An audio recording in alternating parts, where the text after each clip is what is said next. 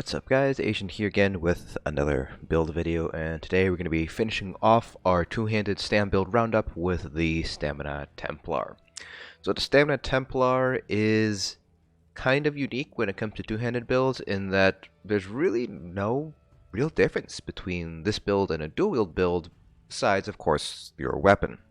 And that's mainly because biting jabs is a very powerful move here. It's probably going to be the best spammable in terms of a two-handed build, and that's mainly because with biting jabs you're able to proc a passive under the Adric Spear line known as Burning Light. Burning Light essentially just deals, has a chance to proc, and it deals a fair amount of damage, and so biting jabs has a chance to proc that additional damage. If you're running something like Wrecking Blow, for example, you won't be able to proc the Burning Light proc unless you're using another ability that's able to activate that Adric Spear passive. So you would have to run something like Blazing Spear instead. That basically means you're adding another global cooldown, which means you're not able to get as many spambles off. Plus, it also means you need to keep an eye on your magicka, because we are still using Ritual Retribution, because that's still a fairly strong move for Stamina Templars. And so you might not be able to maintain both of those abilities depending on how long the fight is and depending on how much magicka you have as your character. So for example, here as a Dark Elf I do have a little bit of extra magicka, but I couldn't sustain both Blazing Spear and Ritual Retribution. I would have to let Ritual Retribution drop every so often, which did end up losing overall DPS. So for Stamina Templar two-handed builds, your skills are pretty much going to be identical to dual-wield builds. The main difference here is obviously you're not running dual-wield anymore, you're running a two-handed weapon. So just like the rest of our build videos, we will not be going over any gear that is reserved for the two-handed gear video, which should be popping up in the upper right-hand corner right around now. So go ahead and check out that video if you're interested in knowing what gear you should be running. I will caution you here that for the Stamina Templar specifically, you will not be running the Battle Axe because we are using Biting Jabs, which is a channeled and doesn't have a chance to proc the Axe Bleed. So instead, you will be running a Greatsword instead. So that is the one main difference from the gear video here. You will be using a Greatsword, not a Battle Axe. But let's go ahead and get started here with our skills. Like I mentioned, pretty much exactly what you would expect from a dual-wield build. So you have Biting Jabs, Power of the Light, and then you have 3 Fighter Skilled abilities. It doesn't really matter which 3 you pick. So I have Ring of Preservation, Camouflage Hunter, Barbed Trap here. Then we have Flawless Dawnbreaker. This is actually going to be the ultimate that we're going to use. You can use other ultimates if you'd like. But Flawless Dawnbreaker is going to be the best option up here, up front, because of that Slayer passive. You get some additional weapon damage with this. Then on our back bar, again, identical to the dual wield, we have Ritual Retribution, Poison Injection, Endless Hail, Blazing Spear, so that way we can maintain the additional crit damage we get from the Piercing Spear passive, Barbed Trap, and then we have Ballista. So again, not much different. In fact, it's pretty much identical compared to what you would normally run on a dual-wield Templar. And the abilities that you can run in place of some of these abilities are also, as you can imagine, identical. There is one ability that in the two-handed line, though, that I will mention briefly that you might want to consider running instead of Biting Jabs in trash fights. But under your class lines, you can run Empowering Sweep on the back bar instead of Ballista if you'd like, and use Empowering Sweep as your ultimate. Not going to be quite as strong as if you were just going to run straight up Dawnbreaker or even just straight up Ballista, but if you're running something like War Machine, you will need to run Empowering Sweeps in order to help proc War Machine, so you do want to have this sort of in your toolkit in case you do need to run War Machine. Not much on the Dawn's Wrath line, so the Prison might be useful if you need the Major Maim. Some progression guilds like to have this available for the Major Maim bonus, because it's one of the best, it's one of the only sources of Major Maim really. The actual damage it deals is not particularly great, at least for the ultimate cost itself. It's mainly just used for that Major Maim bonus. Under the Restoring Light passive, if you need some additional sustain, you can run Restoring Focus in place of Barbed Trap on the back bar. So you just replace Barbed Trap with Restoring Focus like so. Under the weapons line, the one ability that I will mention here is going to be Brawler. You might want to run this instead of Biting Jabs in trash fights. And that's because you do get a shield whenever you use Brawler, so that just improves your overall swappability. In terms of raw damage done, Biting Jabs is still going to be stronger because, again, it has the chance to proc the Burning Light passive, but Brawler provides just a crap ton of survivability that can't be discounted for trash fights. In Trials, sometimes the trash fights are actually more dangerous than the actual boss fights, so it's useful to have this ability available to you for trash pulls.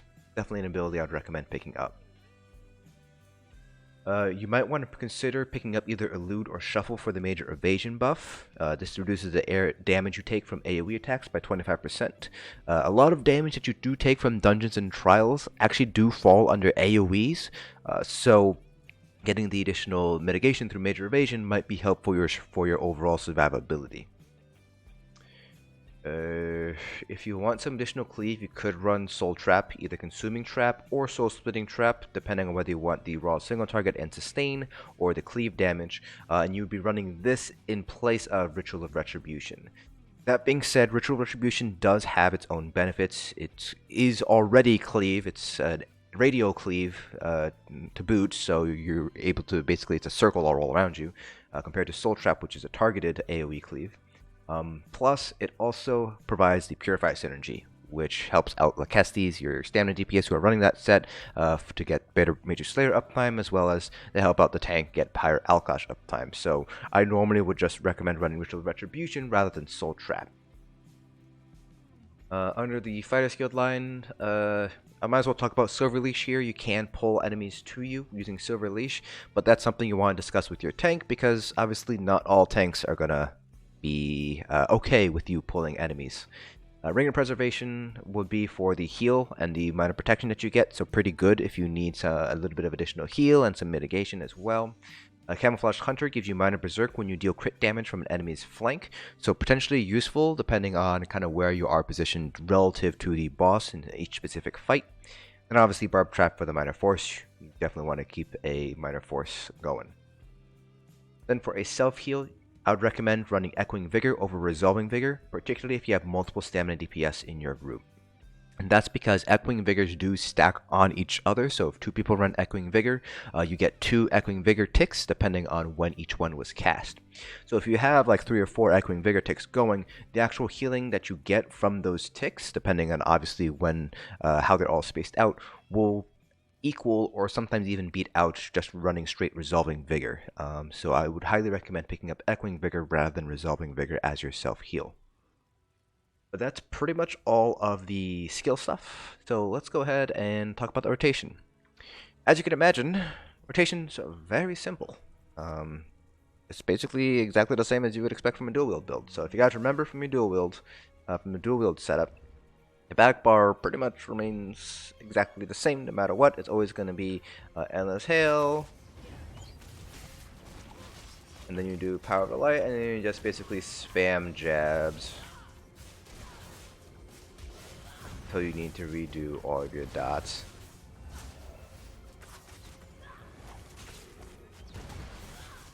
Now, because the Minor Fracture, Minor Breach from Power of the Light now lasts for 9 seconds, it's okay if you let it drop off a little bit here. Let's say like it goes off when you're in the middle of a channel or in the middle of your back bar rotation. It's fine, you don't need to worry about instantly renewing it. That's pretty much the entire rotation. So you can see here that the back bar remains pretty much static. The only things you really need to keep an eye on is going to be Trap and Power of the Light. And because both of those are on your front bar, it's really easy to keep an eye on those. So rotation, very simple, very straightforward. It's basically do your 3 back bar dots, go to your front bar, keep an eye on Trap and Power of the Light, and just keep on jabs when you don't need to really do anything. So very, very simple, very easy rotation to pick up here. So now that we've kind of gone over the rotation, again, very simple rotation itself. If you guys have any questions about that, feel free to ask them down in the comment section below. But perhaps seeing a 21 mW parse might be a little bit easier to kind of see how the rotation plays out. Again, the only 2 things that you really have to keep an eye on are Power of the Light and Barbed Trap. And since both of them are on your front bar, while you're using jabs, you can just re-up those whenever you'd like. It's going to be very rare that you're going to have to use Barbed Trap on your back bar, but if you are running these bars specifically, you do have Barbed Trap double barred, so you can just cast it on the back bar if you'd like, if it's going to run out in the middle of your back bar rotation. Now, in terms of ultimate use, two options really. So you can just stick with Ballista your whole time as your ultimate, or what a lot of Stamina Templars actually doing are they're starting off with Ballista, just kind of opening up with Ballista, and then swapping straight to Dawnbreaker instead from there on out. It's kind of up to you how you want to play around with your ultimates there. I'm personally going to start off with the Ballista and then just use Dawnbreaker as we continue through the parse. So we'll do a 21 limit parse so you guys can get an idea of the amount of DPS you can pull here. You should be using this parse to compare it to the dual wield Stamina Templar build that I have, as well as other two-handed builds that I have. So in order to maintain internal validity, you will need to make sure that this parse is compared to only parses that I've done. Other people might have different rotations, different builds, different sort of comfortableness with the Stamina Templar, so that will obviously skew our results a little bit if you want to compare this parse to, for example, a Leco parse. So let's go ahead and get started. Not much narrating to do just because of how simple the rotation is, but if I see something worth mentioning, then I will obviously do so.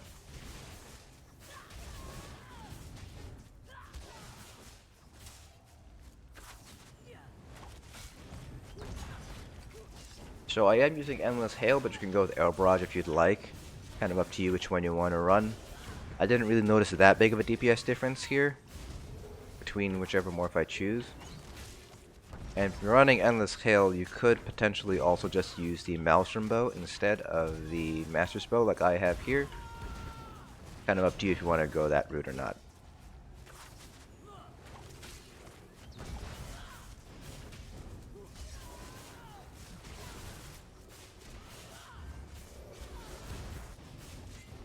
I will just re-up Arming Trap before I do all my back bar stuff.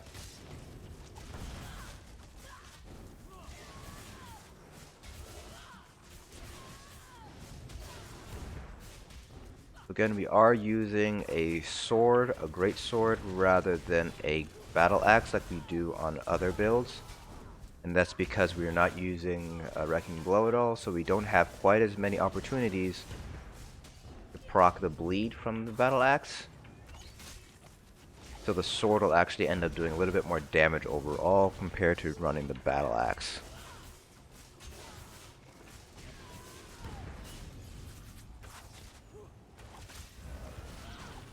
Basically, with the battle axe, you have a chance to proc on a Stamplar only on light attacks, versus on other two-handed builds that are running Wrecking Blow and Executioner, you actually have the chance to proc them off those abilities as well. Basically, twice as many opportunities to proc it compared to on a Stamplar.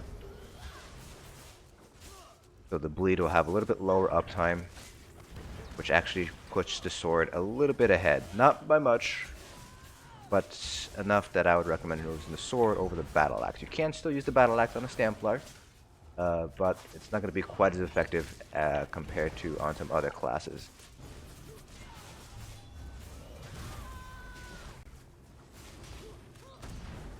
Most important thing to remember when you're running a Stamplar is to make sure to let Power of the Light run out. You need to let the full 6-second duration go out, so that way you get the second hit. If you renew Power of the Light early, it actually won't do the second explosion, and so you basically wasted a Power of the Light cast that way.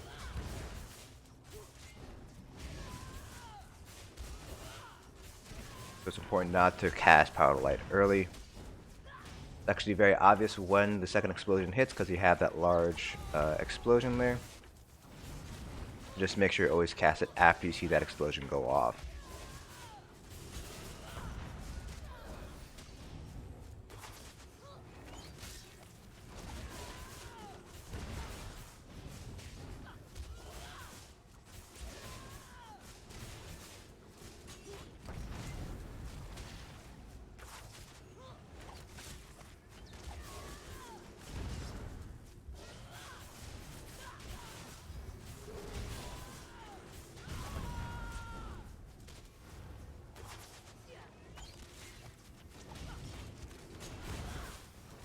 Execute. No, not much changes in execute. We don't have an execute ability. We're not using executioner. It's a DPS loss compared to running biting jabs just the whole time.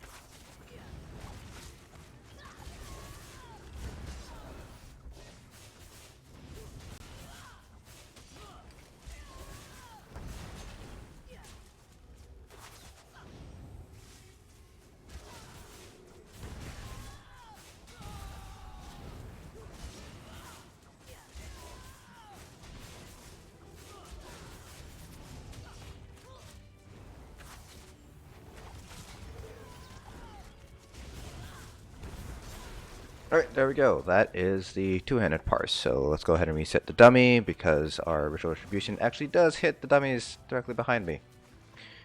That's how wide the area is. But this is the amount of DPS you can expect to pull. Not the 83.2k because that is including the DPS we get from the two side dummies, but this parse instead, the 80.2k instead. So you can see very small difference between the two-handed and the dual-wield build for Templars, and that's just because there's not much changing here. It's just a weapon change. So the only DPS difference you're seeing here is just from the difference in the passives that you're getting from the different weapon lines. Dual wield versus the two-handed line. So the dual wield you're getting more crit chance because you're running two daggers. For the two-handed you're getting more damage done. So obviously the crit chance is going to weigh a little bit more heavily in your favor in terms of increasing your overall DPS. But pretty decent, 80.2k. And here is the Burning Light proc that I was mentioning earlier here, making up a total of 8% of our DPS. So really important that we maintain Burning Light. And let me show you a parse that I did earlier. This one. So this is the one that I was using Wrecking Blow with. And instead of using Biting Jabs to proc Power of Light or Burning Light, I was using Blazing Spear instead. And you can see the DPS difference here, 85.1k instead, so a total of 5k DPS loss. Burning Light here didn't do nearly as much DPS as it did when we were using Biting Jabs here. Executioner and Wrecking Blow, while they are strong, you can see here 10k from Wrecking Blow, about a little under 7k from Executioner. If you compare it to Biting Jabs alone does as much DPS as those two abilities combined. So Biting Jabs plus the additional Burning Light proc that we're getting, if we go ahead and take a look here, it's really, really powerful. So I would definitely say don't bother using something like Blazing Spear with Wrecking Blow and Executioner. Just stick with Biting Jabs as your spam ball and a two-handed build. That concludes this video. Hopefully you guys found this informative. If you guys have any questions about the build, feel free to ask them down in the comment section below, and I'll try to answer them to the best of my ability. Hope you guys found this informative, and I'll see you guys in the next dungeon.